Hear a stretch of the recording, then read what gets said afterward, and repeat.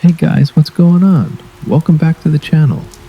So today, we're going to be reading some really creepy and disturbing scary stories that were actually sent in by you guys. And honestly, some of these are just weird in the worst way possible. And by the way, if you want your own scary story featured in a future video, you can send it to the email on the screen right now. Also, if you enjoy these kinds of videos, make sure to like and subscribe. It really helps out the channel more than you think. Alright, with that being said, let's get into these horrifying, scary stories. This all happened about 2 years ago when I was 19. I'm female, just for the record. I was in school at the time and had just moved out of student accommodation into an actual flat with my friend group of 6. The night we moved in, it was just me and one of the girls I'm close friends with. Let's call her Lucy. I had my boyfriend over at the time. Let's call him Alec. The other people who were moving in were coming 2 weeks later, as they were all on various holidays or visiting home, so it was just the 3 of us. Lucy was in her room, and Alec and I were smoking a joint in bed watching kung fu movies. At some point, we both noticed a man, a 6-foot-tall man, probably around 300 pounds, pacing outside of our window and occasionally trying to glance inside. We were on a basement floor, but the windows were on ground level. Okay, it's weird, but we figured we'd just make sure the windows were locked. 20 or so minutes passed and everything seemed okay.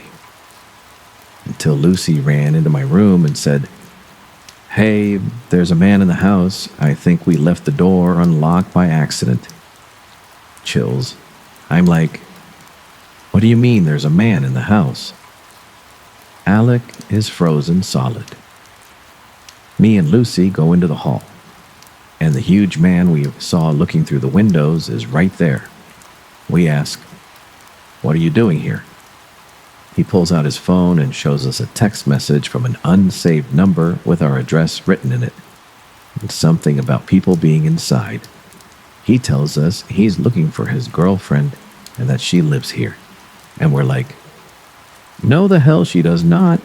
Please remove yourself from our house now." He says okay, and that he'll phone his girlfriend. He proceeds to make a call, turning his phone to low volume, and we can hear that he's speaking to another man on the phone, someone who is clearly not his girlfriend. With more urgency this time, we tell him that he needs to leave. He needs to get out of our house. He responds with, "Okay." He leaves. We lock the door, but we're all shaking. We tell our upstairs neighbors who we had just met earlier that day about the whole ordeal. We'll call them Charlotte, Matt, and Rob. They inform us that the same man had tried to come into their house, insisting his girlfriend had lived there. Charlotte already had a boyfriend who we knew of and had also met us that day. Rob had more balls than all of us. He had threatened the big guy with a knife the time that he came to their house and said that if he ever saw him again, he'd have a real sharp gift for the guy. Needless to say, the big guy never bothered them again.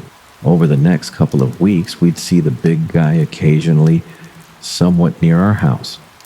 I think I even saw him try to peer into our windows one final time.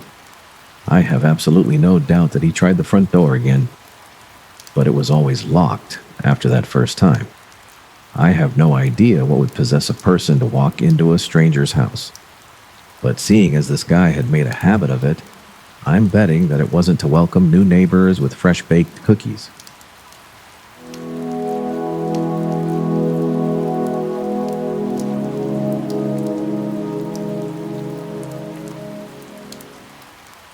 Many years ago, I, 24 years old and male at the time, would hang out with a coworker of mine most Friday nights at a bar and play some pool. I'm not very good at pool, but sometimes, after I have a few drinks in me, I start to play well. My coworker was pretty good though. So the nights that I was hot, we would often clean up and be playing for a while. The usual way pool works in a bar is you come up and put a quarter on the table to claim the next game. The winner stays on the table, and the new group pays for that game. The table took 4 quarters to release the balls for the next game. If you keep winning, you stay on the table and don't pay. This particular bar had a main floor and a basement level, and the pool table was in the basement.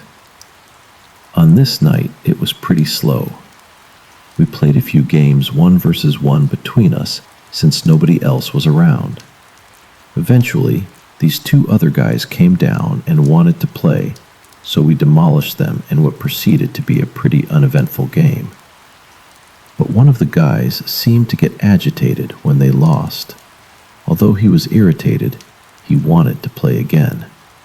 We told them to pay for it and we would definitely play again. That's when this guy started arguing that he shouldn't have to pay and that we should split it. We explained how it usually works, and he eventually reluctantly agreed. My coworker and I then proceeded to kick their asses again. This made the guy mad, really mad. He began screaming at us, insulting us, just all around losing it. The 2 of us were both in decent shape at the time, so we didn't really feel threatened. And there was no way we were going to give up the table to these guys and just leave. But in hindsight, we probably should have.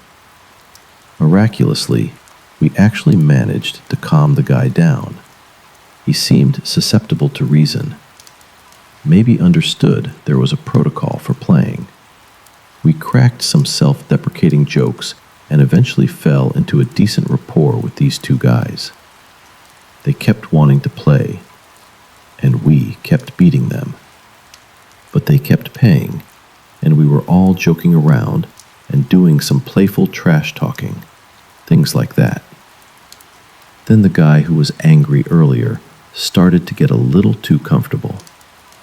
He would come over and stand just a little bit too close to me. He started touching me, putting his hands on my shoulders. He kept talking about my shirt and how much he loved it. It was a boring plaid pattern green shirt, but he would not stop talking about it.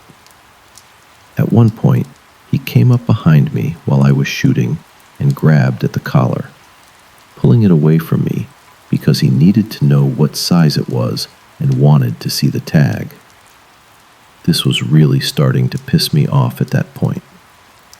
So my coworker and I eventually said we were going upstairs to get some beers, and we just left.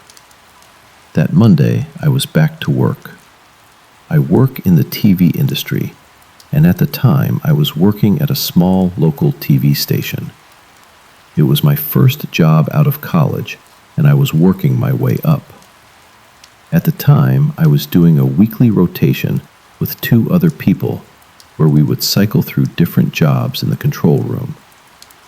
That week, I was the Chiron operator, which, in case you don't know, is the machine that does live on-air graphics, the ones that come on the lower third of the screen or over the shoulder boxes, full-screen pictures, things like that.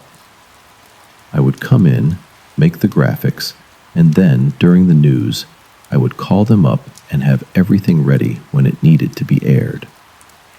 I had missed the morning meeting that day for some reason or another, so I didn't know what any of the stories were going to be about. One story was about a crime, so I opened the folder that a producer left mugshots in to get it ready for the Chiron. To my shock, there he was, that creep from the bar, staring back at me through the screen. I couldn't open up the show rundown fast enough to see what he did. Apparently, the very next night at that same bar, he had stabbed someone in the parking lot, allegedly over a fight regarding the pool table. The guy he stabbed lived, but whenever this story pops into my head, I always think about how my night would have ended if we didn't ride that fine line between making this guy too angry or letting him get too friendly.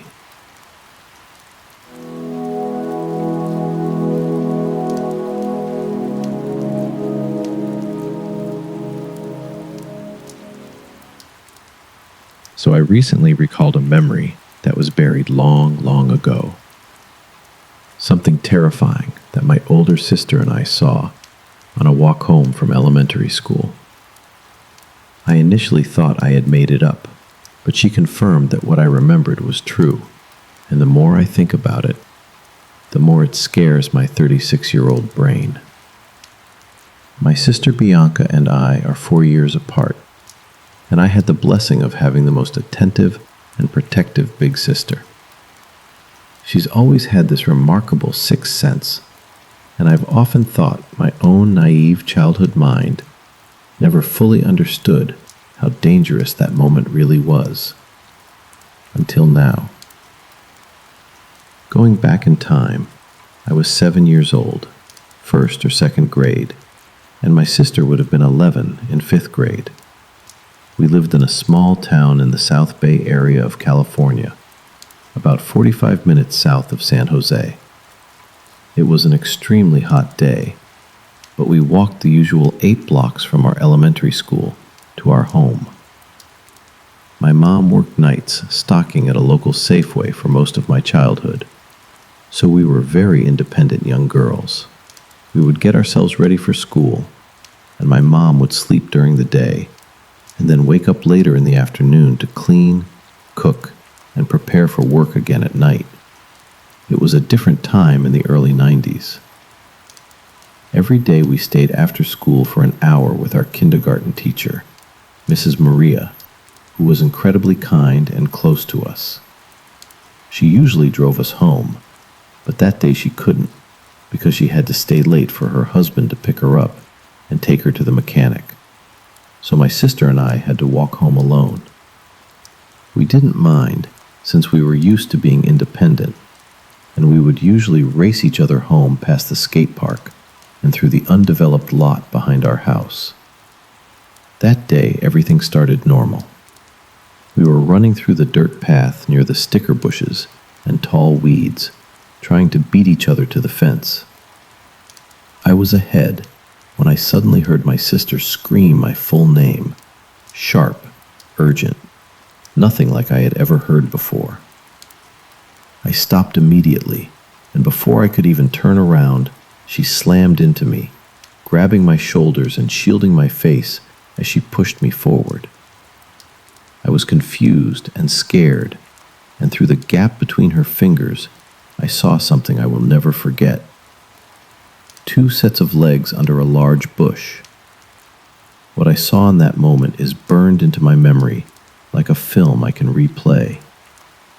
I saw a man in a red tank top, dirty blue jeans, and black boots, wearing sunglasses, and he looked agitated and violent.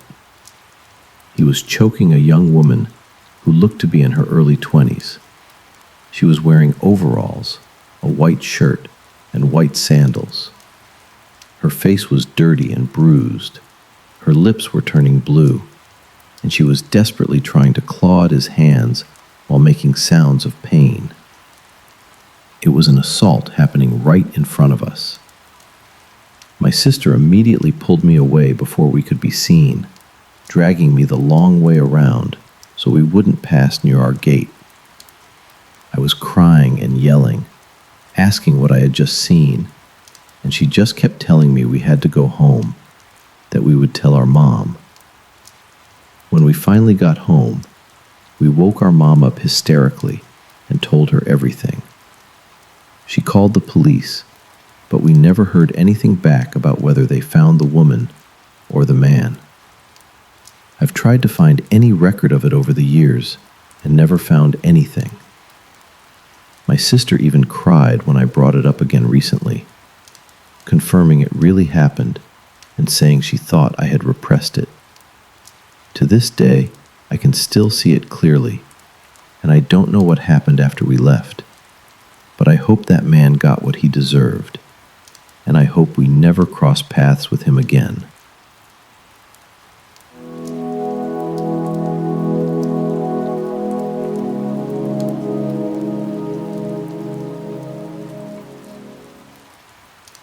After my second year in college, I booked an Airbnb for a close friend and I that we had been eyeing for a while. It was an off-grid yurt, not a typical stay for me by any means. The yurt was situated on a dirt road 10 minutes from the main road. To get there, it was less of an address and more of a turn right at the 2 tires stacked, continue for a mile, go north at the fork type situation. The first night was great. The next day we explored around town, then returned to our yurt to hang out. I didn't see any neighbors, only homes in the far-off distance. So given the heat, I felt comfortable wandering topless around our yurt. When night came, I slept naked.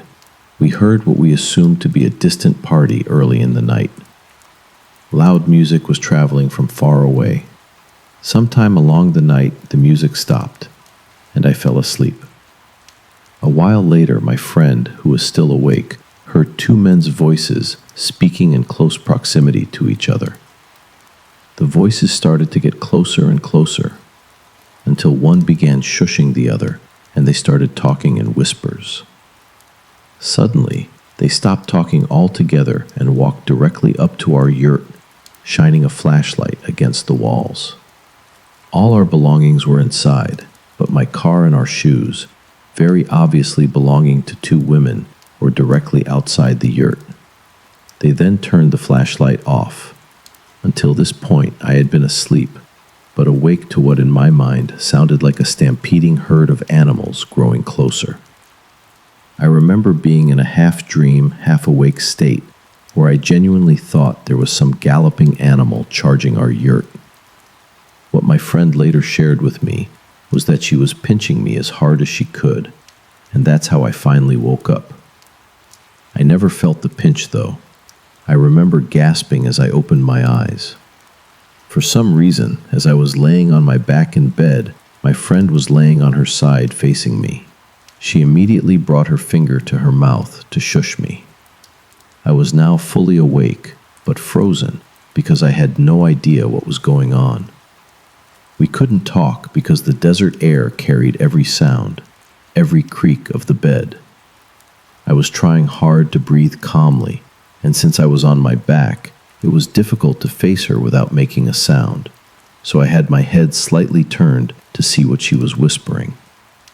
Every minute the wind would pick up, and all we could hear was the breeze. The next minute, complete silence except for their footsteps in the dirt, slowly walking around us.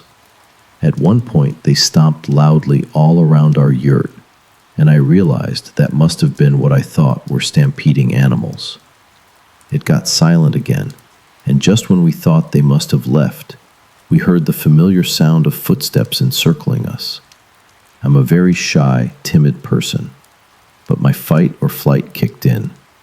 I wanted to scream as loudly and deeply as I could, "What the hell do you think you're doing?" and then yell and fight and kick. My friend was the opposite and told me we needed to be absolutely silent. We were communicating on our notes app with the brightness turned all the way down.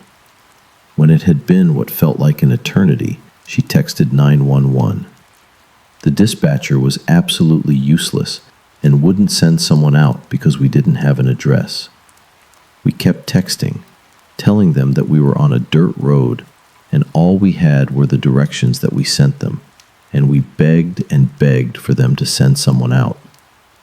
We didn't want the men to know we were on a phone because the screen's brightness was still bright against the complete darkness, so we just gave up on texting. I hated myself for not wearing pajamas, for not having all my self-protection tools under my pillow and instead in my bag on the floor. I remember completely accepting that I may get stabbed.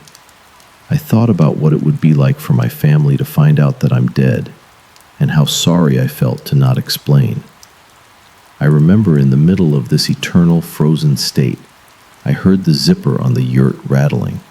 and for the first time, my friend and I broke the silence and yelled. Almost as if to cue me, I leapt to my bag of self-defense items by the door, pulled my alarm, turned on my taser, and yelled that 911 was on their way as my friend dialed them on speaker. I remember making ourselves as loud as we possibly could.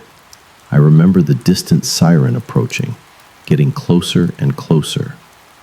And I remember packing up my belongings quicker than I have ever packed in my entire life. When a police officer arrived, he waited as we packed up our bags into the car. He said we shouldn't be staying so far from the main road, and we just agreed. It was supposed to be a fun Airbnb, and yet it turned into anything but that. As we were about to pack up our last thing, my friend noticed large footprints in the otherwise perfect sand around our tent. They were inches from the tent. Neither of us had walked up that close because to get that close, you had to step over a circle of rocks decorating the border of our yurt. We only entered through the front door zipper where the rocks ended.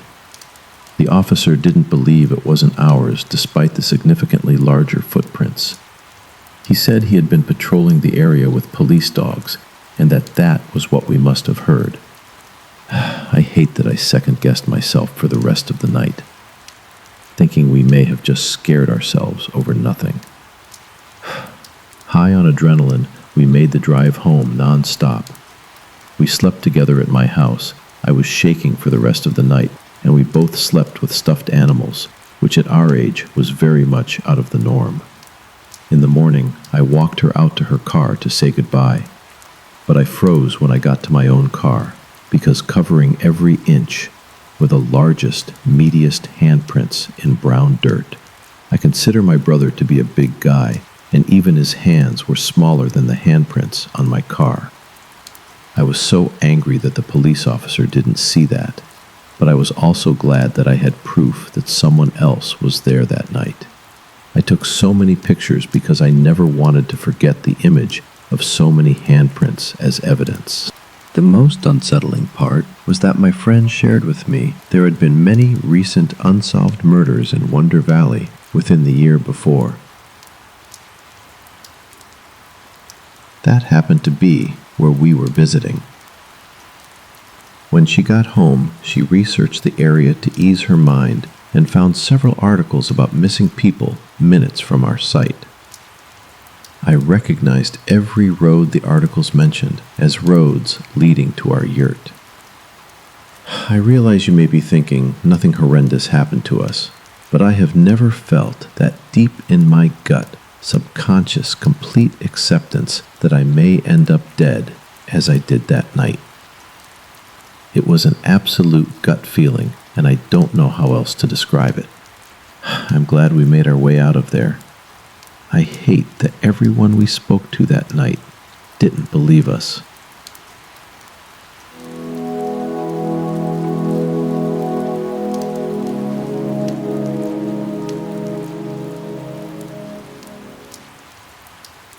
This story starts back in 2017, when my boyfriend and I first started living together. Rent in our country has been really high for years, so after looking for a long while, we decided to emigrate. Our college is very close to the border between our home country and the neighboring country, and in the neighboring country, the rents were way lower. After a few months of searching, we found an apartment. It used to be the old hay attic of a farm, but a rich couple, the landlords, had turned the attic into an apartment years ago and turned the rest of the house into a home for themselves. We absolutely loved the place. We signed the rental agreement and moved in September of 2017. At first, all was great. We liked our landlord and his wife, even though they were a bit eccentric. But after a while, things became less comfortable. The landlord would blast loud music at all hours of the night. If we asked him to fix something, he would show up at 2 a.m. to attempt to fix it. He constantly bragged about how he kicked out the previous tenants after they told him that the rent was too high. When rats had infested our roof and created holes that went straight outside, he'd use expanding foam to kill them, trapping the rats in the process which led to them dying and decomposing in the ceiling. And most importantly, he would knock on our door for minutes on end. And if we didn't answer, he would stand underneath our window and yell our names, like he knew we were there but trying to ignore him. Once, he even got into the apartment without permission. I got home from the gym that evening and happened to be sweaty as hell, so I walked straight into the bathroom, which was located on the left side of the entrance. When I came out wrapped in a towel, walking towards the living room, he suddenly came through the front door. I asked him what he was doing there, and he told me that he left his key in our house after a visit, even though he used that very key to get inside. The last points finally clicked when we moved out. The landlord was about to move to Poland, and the new landlord was an absolute nightmare. So at that point, we decided it was time to go.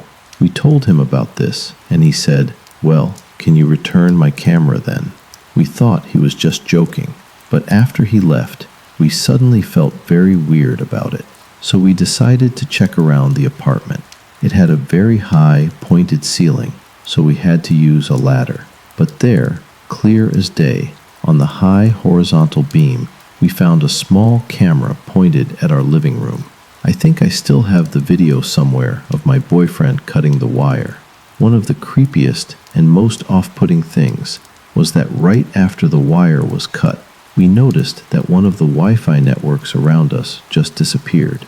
It was called Cam Network, and it had been active during the entire time that we lived in that apartment. By the time we moved out, we had thought about pressing charges, but we knew that this man had a great lawyer, and he was also long gone by that point. I really do need to say, landlord, let's not meet ever again. The fact that we were likely recorded for our entire stay really rattles my soul, and not having any recourse only makes that feeling even more pronounced. Me and my boyfriend have friends around the area that have attempted to do what we did, find cheaper accommodation a country over. One couple that we know recently reached out our way because they were attempting to rent in a building that was managed by an individual that had the same name as our previous landlord. It's a fairly common name where we're from, but it still makes me wonder,